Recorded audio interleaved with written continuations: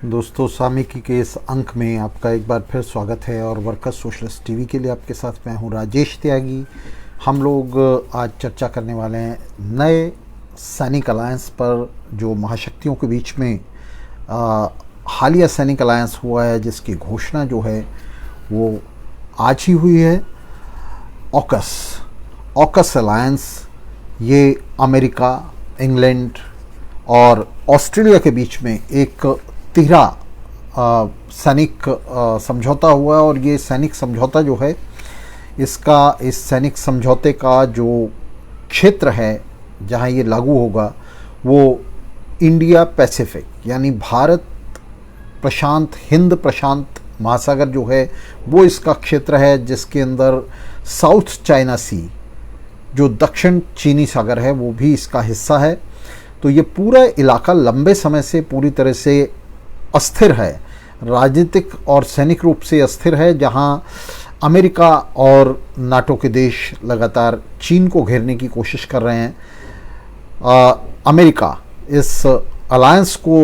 Lead कर रहा है, इस अलायंस का नेता है। और आप जानते हैं, हमने इससे पहले भी कार्यक्रम किया था। इससे पहले अमेरिका ने एक तरह से मृत पड़े क्वाड अलायंस को, क्वाड देशों के संगठन को जीवित कर दिया था। नवंबर 2020 में एक कॉन्फ्रेंस करके, एक ऑनलाइन कॉन्फ्रेंस करके क्वाड देशों ने चीन के ख़िलाफ़ एक तरह से ये दुंदुभी बजा दी थी। और नवंबर 2017 में इस अलायंस को पुनर्जीवित कर दिया गया था। ये जो क्वाड अलायंस है, इस पर हमने पहले कार्यक्रम भी किए थे, 2 कार्यक्रम हमने क्वाड अलायंस पर किए थे। ये क्वाड अलायंस जो है, इसके अंदर इंग्लैंड शामिल नहीं था, ब्रिटेन शामिल नहीं था।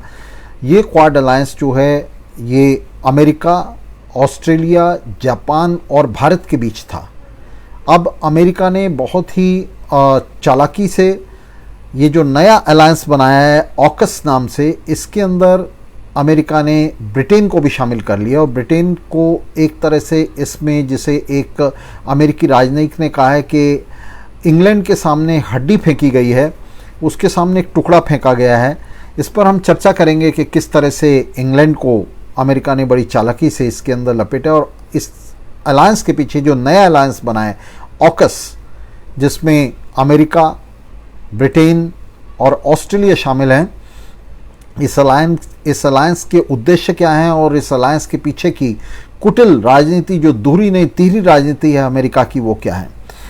तो सबसे पहले तो दोस्तों, उन तमाम लोगों को दुनिया भर में, विशेष रूप से अमेरिका के अंदर और अमेरिका के बाहर भी दुनिया भर में, उन सभी लोगों को उनकी आंखें खुल रही हैं और उन्हें एक बड़ा धक्का लगा है, जो अब तक ये सोचते थे कि डेमोक्रेटिक पार्टी किसी भी तरह से रिपब्लिकन पार्टी से किसी मायने में अलग है। जो ये सोचते थे कि रिपब्लिकन पार्टी दक्षिणपंथी पार्टी है और डेमोक्रेटिक पार्टी वाम पार्टी है, उन्हें एक बड़ा धक्का लगा है। दरअसल जो बिडेन के सत्ता, हालांकि इससे पहले ओबामा के वक्त में भी हम देख चुके थे किस तरह से ओबामा ने अपने वक्त में उन तमाम युद्ध मोर्चों की शुरुआत की थी, जिन्हें बाद में जो ट्रंप जैसे राष्ट्रपति हैं उन्होंने आगे बढ़ाया था। पूरी दुनिया के अंदर युद्ध फैलाने में ओबामा ने विशेष रूप से हिस्सा लिया था, जो डेमोक्रेटिक पार्टी के जो है सरपरस्त थे। लोगों को बड़ी आशा थी कि जो बिडेन जिस तरह की बातें वो कर रहे हैं, जिस तरह के भाषण वो चुनाव से पहले दे रहे थे, उनसे एक आशा, झूठी आशा जो है वहाँ बड़ी चालाकी से जो अमेरिकन एस्टेब्लिशमेंट है, अमेरिकी व्यवस्था है, अमेरिकी राजनीतिक प्रबंध है, उसने ये झूठी आशा जो है वोटर्स में, अमेरिका के बाहर, अमेरिका के अंदर वोटर्स में और अमेरिका के बाहर तमाम लोगों में, जो इंसाफ पसंद, जनवाद पसंद लोग हैं, उनके बीच में एक झूठी आशा का संचार किया था कि जो बिडेन किसी तरह से राष्ट्रपति ट्रंप से अलग होंगे और डेमोक्रेटिक पार्टी का शासन इस बार जो है अलग होगा रिपब्लिकन पार्टी के शासन से। लेकिन हम देख रहे हैं कि वो न सिर्फ ट्रंप की नीतियों को, न सिर्फ रिपब्लिकन पार्टी की नीतियों को डेमोक्रेटिक पार्टी आगे बढ़ा रही है, जो बिडेन आगे बढ़ा रहे हैं, बल्कि उनके अंदर वो इजाफा कर रहे हैं। तो ये हम देख सकते हैं कि ये जो हमारे सामने ये ऑकस अलायंस बन रहा है, इस अलायंस का बहुत ही सीधा उद्देश्य है, इसके असल में कई पहलू हैं, कई धार हैं इस योजना की जिन पर हम बात करेंगे। तो इसका सबसे पहला जो उद्देश्य है वो है चीन के खिलाफ एक मोर्चे के अंदर ब्रिटेन को सक्रिय तौर पर खींचना। अभी तक ब्रिटेन जो है वो इस अलायंस में, आप जैसा मैंने बताया कि क्वाड अलायंस में ब्रिटेन शामिल नहीं था और ब्रिटेन जो है वो एक तरफ बैठा हुआ था। अमेरिका के लिए एक बड़ी समस्या ये है कि यूरोप की ये शक्तियाँ जो हैं, यूरोप की ताकतें जो हैं, ये चीन के ख़िलाफ़ युद्ध में, चीन की घेराबंदी में अमेरिका को धोखा दे सकती हैं और अमेरिका इस बात को जानता है। तो अमेरिका उनको एक सक्रिय भूमिका में इस युद्ध में खींचना चाहता है, युद्ध के इस मोर्चे में खींचना चाहता है और वो कामयाब हो गया। ऑकस अलायंस में उसने इंग्लैंड को खींच लिया, ब्रिटेन को खींच लिया है। ब्रिटेन ऑकस अलायंस में एक सक्रिय भागीदार हो गया है और इसके साथ ही एक और दूसरा बड़ा मैन्यूवर अमेरिका ने इसके अंदर जो है खेला है, वो मैन्यूवर है फ्रांस को किनारे लगाने का। तो फ्रांस को किस तरह से किनारे लगाया है यहाँ अमेरिका ने, उसको देखिए। ऑकस अलायंस में ये जो पार्टनरशिप की गई है, इसका एक बड़ा पहलू है और वो बड़ा पहलू ये है कि इसके अंदर ऑस्ट्रेलिया, जिसके ऊपर जो न्यूक्लियर ट्रीटी का पार्ट था, और ऑस्ट्रेलिया अपने तौर पर एक ऐसा देश था जिसके पास न्यूक्लियर वेपन नहीं थे, न्यूक्लियर फैसिलिटीज़ नहीं थी, नाभिकीय उसके पास सुविधाएं नहीं थी। इसलिए ऑस्ट्रेलिया अपने तौर पर किसी तरह के जो नाभिकीय हथियार हैं उनको एक्वायर नहीं कर सकता था, उन्हें हासिल नहीं कर सकता था इस ट्रीटी के हिसाब से, इस संधि के हिसाब से। और किसी भी तरह की सिविल न्यूक्लियर फैसिलिटीज़ जो हैं, जो नागरिक ऊर्जा की सुविधाएं हैं, उन्हें भी हासिल नहीं कर सकता था इस संधि के तहत। अब देखिए किस तरह से ऑस्ट्रेलिया को यहाँ मोहरा बनाया गया है। ऑस्ट्रेलिया को ये लालच दिया गया कि वो इन तमाम पाबंदियों के बावजूद न्यूक्लियर फैसिलिटी को एक्वायर कर सकता है। एक लूप होल निकाला गया, एनपीटी, जो न्यूक्लियर नॉन प्रोलिफरेशन ट्रीटी है, नाभिकीय संधि है दुनिया भर में कि जिससे नाभिकीय हथियारों का विस्तार ना हो, इसके नाम पर ये संधि बनाई गई थी, ये संधि की गई थी। महाशक्तियों के बीच में ये संधि है जिसमें और बहुत सारे देश हैं, तो ऑस्ट्रेलिया भी उनमें से एक देश है जिसने उस संधि पर हस्ताक्षर किया था। और ऑस्ट्रेलिया अपने तौर पर उस संधि के चलते, उस संधि की पाबंदियों के चलते, एनपीटी के चलते किसी भी तरह से न्यूक्लियर सामग्री को हासिल नहीं कर सकता था। अब इस एनपीटी के अंदर एक लूप होल का, इसके अंदर एक छेद का फ़ायदा उठाते हुए, एक छिद्र का फ़ायदा उठाते हुए अमेरिका ने उसे एक युक्ति सुझाई है। और वो युक्ति ये है कि एनपीटी के अंदर एक प्रावधान था कि जो देश जिनके पास न्यूक्लियर फैसिलिटी नहीं है, वे भी अपनी नाभिकीय पनडुब्बियों का, नाभिकीय ऊर्जा से चलने वाली पनडुब्बियों का निर्माण कर सकते हैं और इस सीमित उद्देश्य के लिए वे नाभिकीय ऊर्जा को हासिल कर सकते हैं, जिसका मतलब है एनरिच्ड यूरेनियम को हासिल कर सकते हैं और उसकी कोई मॉनिटरिंग नहीं होगी। ये एक बड़ा ख़तरनाक प्रावधान जो है उसके अंदर डाला गया था एनपीटी के अंदर, जिसका मतलब ये था कि ऐसे तमाम देश जिनके पास नाभिकीय ऊर्जा नहीं भी है, वे भी नाभिकीय इसको ऊर्जा को, नाभिकीय सामग्री को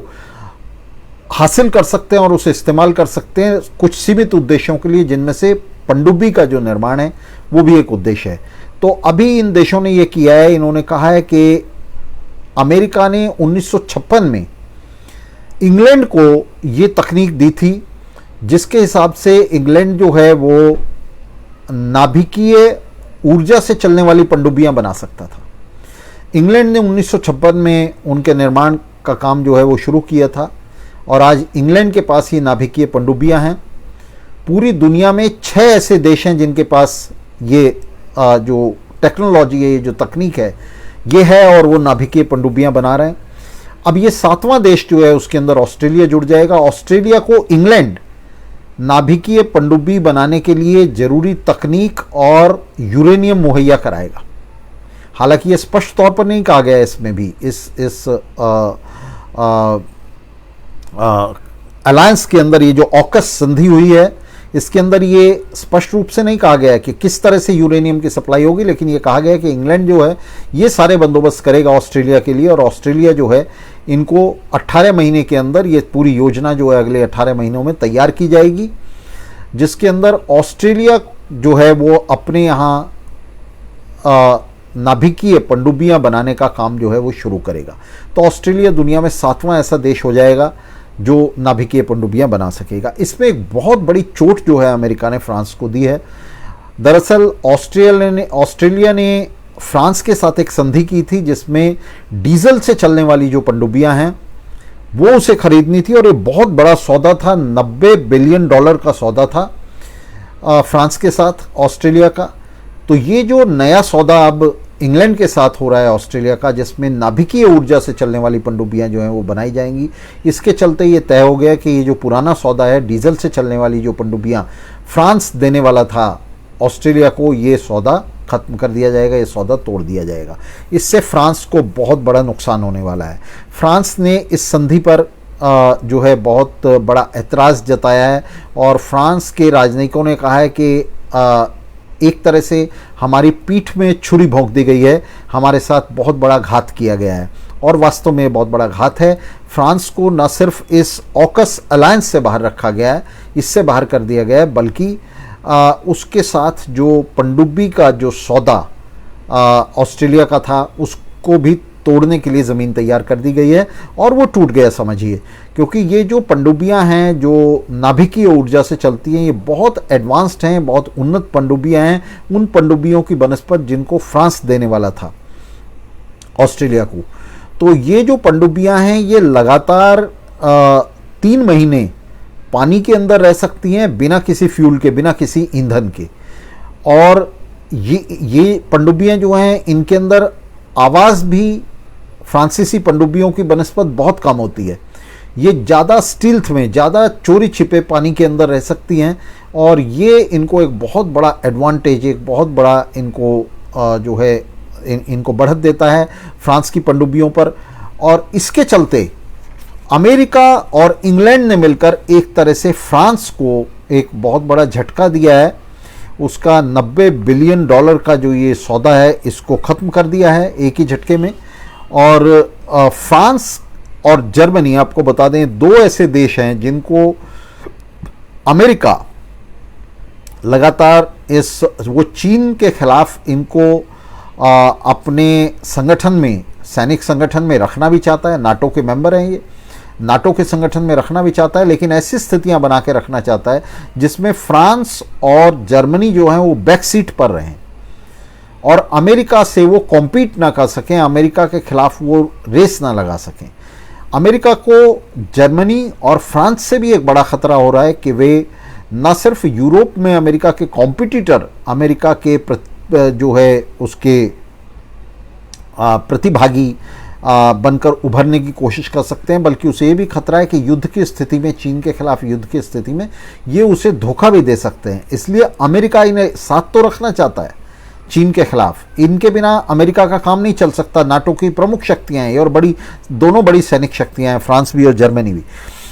लेकिन साथ ही अमेरिका इनके ऊपर नकेल भी डालकर रखना चाहता है और इन्हें ब्रिटेन से पीछे रखना चाहता है। ब्रिटेन पर भी ऐसा नहीं है कि ब्रिटेन पर आंख मूंद कर अमेरिका जो है विश्वास कर रहा है। वास्तव में ब्रिटेन के ऊपर भी उसे विश्वास नहीं है और इसलिए ब्रिटेन को वो ज़्यादा सक्रिय भूमिका में खींचना चाहता है। और इसके लिए ब्रिटेन के सामने उसने टुकड़ा फेंका है कि ये जो सैकड़ों बिलियन डॉलर का जो कॉन्ट्रैक्ट है, जो ठेका है ऑस्ट्रेलिया के अंदर पनडुब्बी बनाने का, ये उसने इंग्लैंड के हवाले कर दिया। एक तरह से इंग्लैंड को ये रिश्वत दी है ऑकस के अंदर शामिल होने के लिए। और ऑकस जो है ये बड़ा ख़तरनाक एंटी चाइना, चीन विरोधी सैनिक मोर्चा तैयार किया जा रहा है, जिसके माध्यम से अमेरिका खुल्लम खुल्ला चीन को चुनौती देना चाहता है। ऑकस की घोषणा करते हुए, ऑकस की घोषणा जो है अमेरिका के राष्ट्रपति जो बिडेन और बोरिस जॉनसन जो इंग्लैंड के प्रधानमंत्री हैं और स्कॉट मॉरिसन जो ऑस्ट्रेलिया के प्रधानमंत्री हैं, इन तीनों ने एक वर्चुअल कॉन्फ्रेंस में जिसके अंदर राष्ट्रपति बिडेन ने जिसका व्हाइट हाउस से बाकायदा प्रसारण कराया पूरे देश के अंदर, पूरी दुनिया के अंदर। अमेरिकी चैनल्स ने, न्यूज़ चैनल्स ने इसका प्रसारण किया। ये एक वर्चुअल कॉन्फ्रेंस थी जिसके अंदर इसका घोषणा पत्र पढ़ा गया और उस घोषणा पत्र में ये साफ तौर पर कहा गया है कि साउथ चाइना सी, दक्षिण चीन सागर जो है उसके अंदर, और विशेष रूप से उसके अंदर और आम तौर से पूरे हिंद प्रशांत क्षेत्र के अंदर उसे स्वतंत्र और निष्पक्ष बनाए रखने के लिए ये अलायंस जो है ये काम करेगा। दरअसल ये स्वतंत्र और निष्पक्ष बनाने की जो बात है ये बड़ी खतरनाक है, क्योंकि चीन इस पूरे क्षेत्र पर, पूरे साउथ चाइना सी पर, जिसका विस्तार जो है लगभग 3 मिलियन 30 लाख नॉटिकल माइल है। नॉटिकल माइल का मतलब होता है जो समुद्री मील में ये नापा जाता है। तो 30 लाख समुद्री मील का जो है ये क्षेत्रफल है साउथ चाइना सी का, जिस पर चीन अपना एकाधिकार मानता है और बताता है। चीन का कहना है कि इसके अंदर मेरा पूरा एकाधिकार है और इसके अंदर किसी भी जहाज़ को गुजरने से पहले, इसमें दाखिल होने से पहले मेरी जो है अनुमति लेनी पड़ेगी, चीनी सरकार की अनुमति लेनी पड़ेगी। तो ये जो साउथ चाइना सी है, अभी आपने देखा किस तरह से अभी इससे पहले इंग्लैंड ने अपना जो है वहाँ एक जहाज़ अभी भेजा था। इंग्लैंड का जहाज़ वहाँ चक्कर काट के आया है साउथ चाइना सी के अंदर, और इस जहाज़ के चक्कर काटने का मतलब है कि चीन के एकाधिकार को जो है, और इसका कोई मतलब नहीं था, ये चीन के एकाधिकार को वहाँ जो है चुनौती देने गया था। और ये जो जहाज़ है, इस जहाज़ के जाने के लिए, यूके के इस जहाज़ के वहाँ जाने के लिए दरअसल इतना अमेरिका तैयार नहीं था। अमेरिका इसके लिए बहुत उत्सुक नहीं था। अमेरिका नहीं चाहता कि साउथ चाइना सी में, वो ये तो चाहता है कि साउथ चाइना सी में चीन के एकाधिकार को चुनौती मिले, लेकिन वो ये नहीं चाहता कि चीन के एकाधिकार को इंग्लैंड चुनौती दे। तो इंग्लैंड का ये जो जहाज़ था, क्वीन एलिजाबेथ के नाम से, ये उसका मिलिट्री जहाज़ था, जो एयरक्राफ्ट कैरियर था एक तरह से। तो ये जो एयरक्राफ्ट कैरियर है, पानी का जो जहाज़ है, जिसके ऊपर बहुत सारे हवाई जहाज़ जो हैं उनको लेकर के गया था ये वहाँ, ये 6 महीने की यात्रा पर जो है निकला हुआ है क्वीन एलिजाबेथ जो जहाज़ है। और इसके चलते ये जुलाई में जो है इसने अपनी यात्रा शुरू की थी, और इसकी जुलाई में यात्रा शुरू होते ये जो पूरा इलाका है इसके अंदर एक तरह से खलबली मच गई थी। और ये अंदर तो नहीं घुस सका, लेकिन चीन के इस इलाके को ये छू कर आया, उसे टच करके आया, और जिसका मतलब था कि ये एक तरह से चुनौती दे रहा था चीन की प्रभुसत्ता को। चीन इस दक्षिण चीन सागर पर अपनी एक छत्र प्रभुसत्ता जो है वो क्लेम करता है, उसका दावा करता है, और उसके अंदर किसी भी तरह का जो दखल है वो एक युद्ध की आग को जो है वहाँ भड़का सकता है। ये इस इलाके में चीन को चुनौती देने के लिए अमेरिका बाकायदा तैयारी कर रहा है। और ये जो अभी अलायंस बनाया गया है, जो ऑकस अलायंस बनाया गया है, इसके पीछे दरअसल मकसद यही है कि इस हिंद प्रशांत क्षेत्र में और विशेष रूप से दक्षिण चीन सागर में चीन की जो प्रभुसत्ता है उसे पूरी तरह से वहाँ चुनौती दी जाए। और इसका जो प्रमुख उद्देश्य है ऑकस अलायंस का, ऑकस मिलिट्री अलायंस का, इसका उद्देश्य चीन की सत्ता को चुनौती देना है। लेकिन साथ ही इसके जरिए, इस मैन्यूवर के जरिए फ्रांस के इस सौदे को, इस रक्षा सौदे को, जिसमें फ्रांस ने $90 बिलियन का जो है पनडुब्बियाँ, डीजल ऑपरेटेड पनडुब्बियाँ जो हैं वो सप्लाई करनी थी ऑस्ट्रेलिया को, उस पर भी एक बड़ा हमला किया गया। और ये अमेरिका के नेतृत्व वाले इस अलायंस के, ऑकस अलायंस के बहुत सारे प्रछन्न उद्देश्यों में से एक उद्देश्य है, जिसमें फ्रांस को किनारे लगाया गया है, जर्मनी को भी इससे बाहर रखा गया है। तो इस तरह से अमेरिका ने ये एक मल्टीपर्पज़ एक बहुउद्देशीय जो है अलायंस बनाया, बड़ा घातक अलायंस है जिसमें चीन को खुल्लम खुल्ला जो है चुनौती दी जा रही है। ये जो न्यूक्लियर नाभिकीय मरीन है जो बनाई जा रही हैं, जो पनडुब्बियां बनाई जा रही हैं ऑस्ट्रेलिया के अंदर, जिनका अभी निर्माण शुरू होना है, ये लगभग 5 महीने एक साथ पानी के नीचे रह सकती हैं। माफ़ कीजिए, हमने पहले 3 महीने कहा था, 3 महीने नहीं, लगातार 5 महीने ये पानी के नीचे रह सकती हैं और स्टील्थ में पूरी तरह से चुपचाप ये पानी के नीचे पड़ी रह सकती हैं, जिससे ये असल में जो चीन की जो नेवी है, चीन की नेवी दुनिया में सबसे बड़ी नौसेना चीन के पास है और चीन की नौसेना जो है उसके पास इसी किस्म की पनडुब्बियां हैं। चीन ने इसी किस्म की पनडुब्बियां, नाभिकीय फ्यूल से चलने वाली, नाभिकीय ईंधन से चलने वाली पनडुब्बियां जो हैं चीन ने अपने बेड़े में शामिल की हुई है। और अमेरिका अब ऑस्ट्रेलिया को असल में चीन के खिलाफ खड़ा करना चाहता है। और एक जो बड़ा उद्देश्य यहाँ अमेरिका का है, और इस उद्देश्य में यूरोप की शक्तियां भी शामिल हैं, वो उद्देश्य ये है कि लड़ाई का, जंग का जो मैदान है इस बार तीसरे विश्व युद्ध में, वो हिंद प्रशांत क्षेत्र को बनाया जाए। ये जो दक्षिण चीन सागर है इसको लड़ाई का मैदान बनाया जाए, युद्ध का मैदान बनाया जाए, जिससे सबसे ज़्यादा जो नुकसान है वो एशियाई ताकतों का हो, विशेष रूप से चीन का हो, और उसके साथ ही भारत और दूसरी ताकतों का हो, ताकि लंबे समय के लिए ये जो एशियाई क्षेत्र है इसके अंदर एक ऐसी शांति स्थापित हो जाए, ये तमाम ताकतें जो हैं ये नष्ट हो जाएं और एक ऐसी शांति स्थापित हो जाए जिस तरह की शांति अमेरिका और यूरोप की ताकतें चाहती हैं, जो उनके फ़ायदे में है, जिसका पलड़ा उनकी तरफ झुका हुआ हो, जो उनके सैनिक नियंत्रण में जो है ये शांति स्थापित हो जाए। तो युद्ध के जरिए, अशांति के जरिए, मारामारी के जरिए और एक बहुत बड़ी हिंसा के जरिए वो यहाँ एक ऐसा बैलेंस, एक ऐसा संतुलन चाहते हैं जो पूरी तरह से उनके पक्ष में हो, अमेरिका और यूरोप की ताकतों के पक्ष में हो, यूएस और नाटो के पक्ष में हो। इसे हासिल करने के लिए इस समय वे जिस बात पर तुले हुए हैं वह है कि किसी भी तरह से इस पूरे क्षेत्र में, हिंद प्रशांत क्षेत्र में जो संतुलन बना हुआ है उसे असंतुलित कर दिया जाए। ये जो संतुलन है ये पुराना संतुलन बना हुआ है, जिसके अंदर इस संतुलन में चीन जो है वो एक बड़ा भागीदार बन गया है समय के साथ साथ, ग्रेजुअली, क्रमशः। और चीन जो है एक तरफ से वो इस संतुलन के लिए उसने एक चुनौती प्रस्तुत की है पूरे इस दक्षिण चीन सागर पर अपना दावा करके। तो इस चुनौती को स्वीकार करते हुए अमेरिका और यूरोप की ये जो ताकतें हैं ये इस संतुलन को एक बार बिगाड़ कर एक नया संतुलन यहाँ हासिल करना चाहती हैं, एक ऐसा संतुलन जिसमें चीन को पूरी तरह से मटियामेट कर दिया जाए और उसके साथ ही जो उभरने वाली दूसरी ताकतें हैं जिनमें रूस के खिलाफ भी उनकी नज़र है,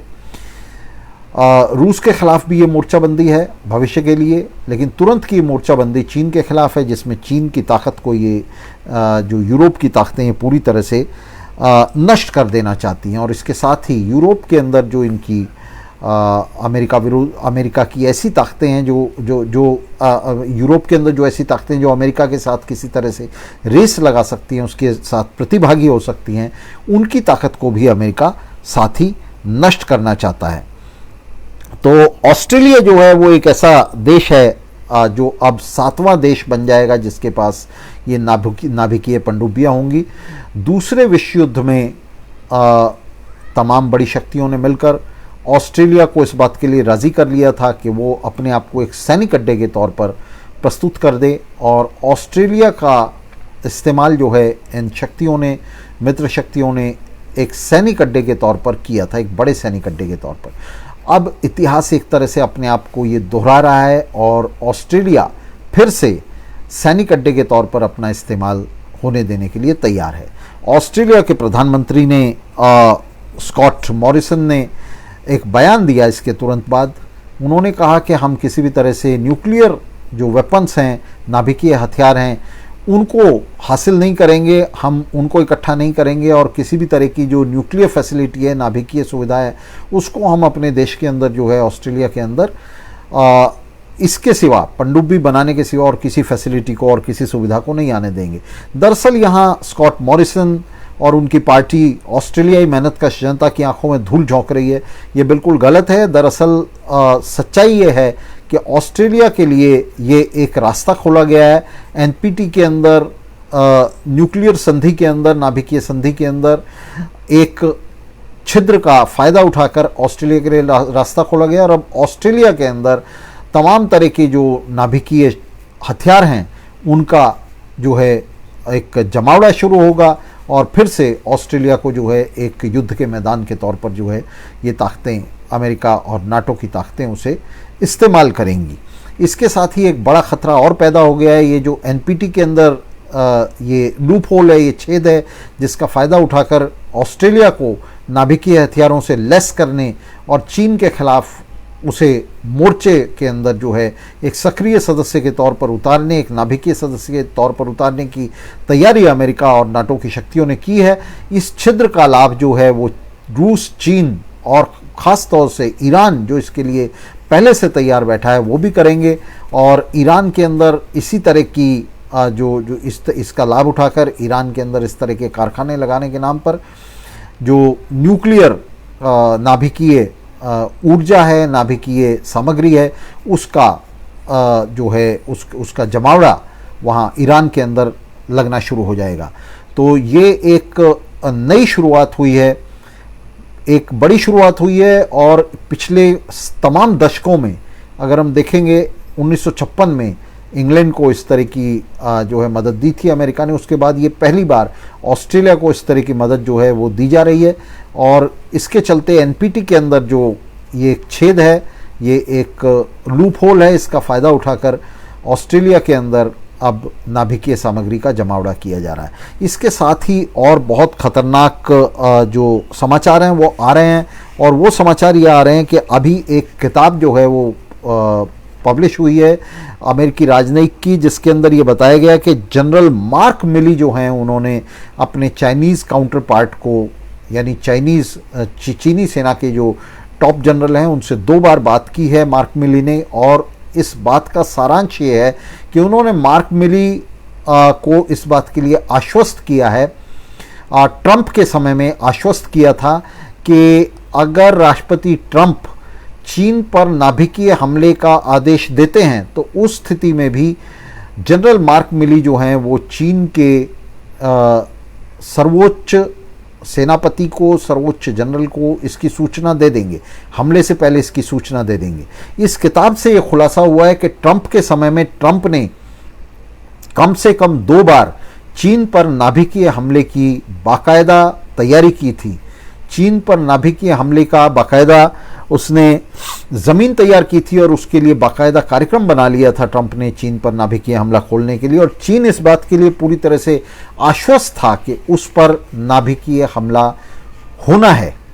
और चीन ने इसे लेकर अपने यहाँ तैयारी शुरू कर दी थी। चीन ने यूरोप पर इस तरह से नाभिकीय हमले की, और ख़ास तौर से जो चीन ने अपने आर्टिफिशियल जो द्वीप बनाए हुए हैं, जो नकली द्वीप बनाए हुए हैं, उन पर उसने ऐसी मिसाइलें तैनात कर दी थी जिससे यूरोप पर हमला किया जाना था। तो एक तरह से दुनिया इस नाभिकीय भट्टी में जाते जाते बची है। ये किताब ये खुलासा कर रही है, और इसके इस खुलासे से एक तरह से आप ये समझिए कि दुनिया भर में एक कोहराम भी मच गया है। तो ये जो नाभिकीय हथियारों के जमावड़े लग रहे हैं, ये जमावड़े सिर्फ दिखाने के लिए नहीं लग रहे हैं, बल्कि ये जमावड़े वास्तव में नाभिकीय युद्ध के लिए, तीसरे विश्व युद्ध के लिए, तीसरे विश्व युद्ध की तैयारी के लिए जो है ये जमावड़े लग रहे हैं। और ये जो नाभिकीय हथियारों का इस तरह से उनका निर्माण हो रहा है, और उनका निर्माण आप देख सकते हैं और फैलता जा रहा है। अब ऑस्ट्रेलिया एक ऐसा देश जिसे अब तक शांतिपूर्ण देश समझा जाता था, वहाँ नाभिकीय पनडुब्बियों का जो है निर्माण शुरू कर दिया गया है। ये जो अलायंस बनाया गया है, ऑकस अलायंस, ये जानबूझकर एक ऐसे समय पर बनाया गया जबकि अगले हफ्ते जो है क्वाड देशों की मीटिंग होने वाली है, और इस ऑकस अलायंस को क्वाड अलायंस के साथ जोड़कर चीन के लिए एक बड़ा खतरा पैदा कर दिया गया है। चीन को डराया जा रहा है, और चीन को असल में डराने के साथ साथ उसे उकसाया जा रहा है कि चीन अपनी तरफ से इस उकसावे में आकर कोई कार्रवाई शुरू करे और उसका बहाना बनाकर चीन पर जो है एक नाभिकीय हमला कर दिया जाए। इस नाभिकीय हमले के सिवा अमेरिका के पास और दूसरा रास्ता भी नहीं है। चीन के साथ लंबे समय के लिए नहीं लड़ा जा सकता। चीन अपने आप में एक बहुत बड़ी सैनिक महाशक्ति बन गया है और चीन ने अपनी एक मोर्चाबंदी भी कर ली है। बहुत सारे देश चीन के समर्थक हैं, तो चीन के साथ लंबे समय का युद्ध न लड़के उस पर एक ही बार में एक बड़े बड़े नाभिकीय हमले में चीन को नष्ट करने की जो तैयारी है, ये सिर्फ राष्ट्रपति ट्रंप ने नहीं की थी, बल्कि दिखाई ये दे रहा है कि ये ऑकस जैसे संगठन खड़े करके जो बिडेन जो है उस तैयारी को और आगे बढ़ा रहा है। 1992 में ये जो मई 1992 में क्वाड देशों का ये कार्रवाई शुरू हुई थी और उस समय मैं आपको बता दूं कि भारत में भाजपा की सरकार नहीं थी और उस समय ये क्वाड देश जो हैं ये इस तरह से क्वाड भी नहीं बना था। ये एक तरह से क्वाड का सिर्फ एक बीज था जिसमें अमेरिका के साथ भारत जो है वो सैनिक अभ्यास कर रहा था। और 1992 में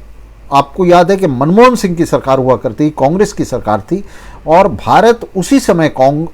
अमेरिका के इतने करीब जा चुका था, उसके सैनिक मोर्चे में इस तरह से घुस चुका था, इस तरह से शामिल हो चुका था कि अमेरिका के साथ ये मिलिट्री एक्सरसाइजेस जो हैं उसने शुरू कर दी थी। मालाबार के अंदर जो है पहली एक्सरसाइज हुई थी और उस समय से ये क्वाड जो है ये बनना शुरू हो गया था। पहले अमेरिका और भारत के बीच में ये संगठन बना था और बाद में इसके अंदर जापान और ऑस्ट्रेलिया को शामिल कर लिया गया था। अगले हफ्ते ये समिट होने वाली है क्वाड देशों की और उस समिट के बिल्कुल दहलीज पर ये ऑकस संगठन जो है ये खड़ा कर दिया गया है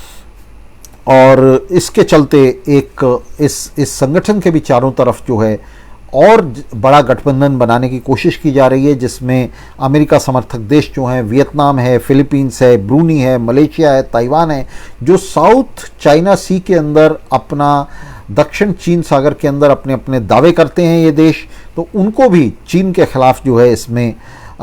लपेटने की कोशिश की जा रही है। इस अलायंस के चारों तरफ एक रिंग बनाने की कोशिश की जा रही है। तो दो मिलिट्री अलायंस ऑकस और उससे पहले क्वाड ये खड़े कर दिए गए हैं और ये जो मिलिट्री अलायंस खड़े किए गए हैं ये कोई मजाक नहीं हो रहा है, ये आने वाले युद्ध की तैयारी हो रही है, एक युद्ध की तैयारी हो रही है और इनके जरिए उस युद्ध को भड़काने के लिए चिंगारियां फेंकी जा रही हैं। ऑकस के नाम पर जो बयानबाजी की है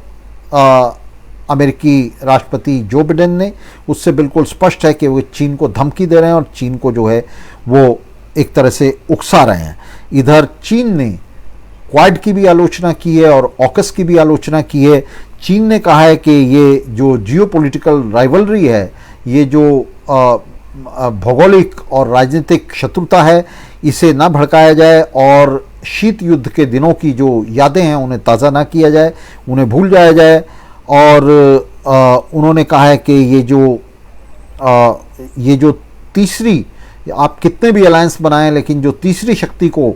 आप उसके अंदर फोकस कर रहे हैं, उसको निशाना बना रहे हैं, ये पूरी तरह से गलत है। तो ये